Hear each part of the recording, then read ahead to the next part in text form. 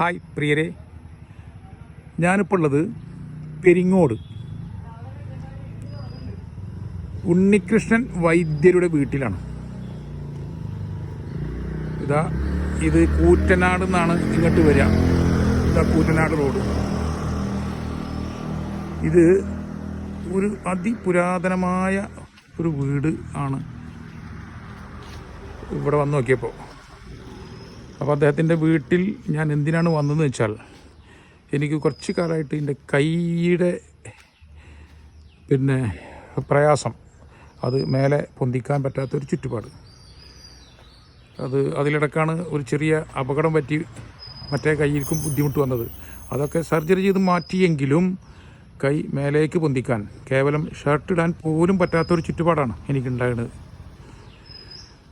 അപ്പം നമ്മളെ കരീം സരികയുടെ മോൻ ഷാനു, അദ്ദേഹത്തിനും ഈ പ്രയാസം ഉണ്ടായിരുന്നു. ഇവിടെ വന്നിട്ടാണ് അത് മാറിയതെന്നൊക്കെ പറഞ്ഞപ്പോൾ ഞാനും ഒന്ന് വന്നു നോക്കിയതാണ്. വന്നു നോക്കിയപ്പോൾ എനിക്ക് അദ്ദേഹത്തിൻ്റെ ഈ ചുറ്റുപാട്, വീട്, പരിസരം ഒക്കെ അങ്ങ് ബോധിച്ചു എന്നേ പറയാം. അത്ര മനോഹരമായ സ്ഥലം. കണ്ടോ, കാണിച്ചു തരാം.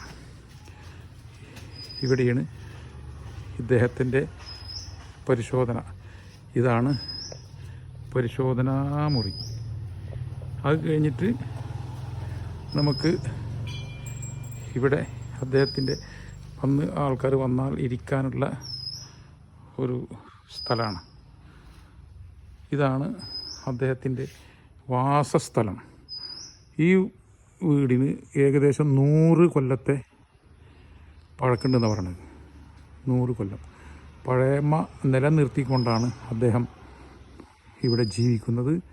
അതേപോലെ പരിശോധിക്കുന്ന സ്ഥലം, ചുറ്റുപാട് ഒക്കെ ഒന്ന് എടുത്തു എന്ന് മാത്രം.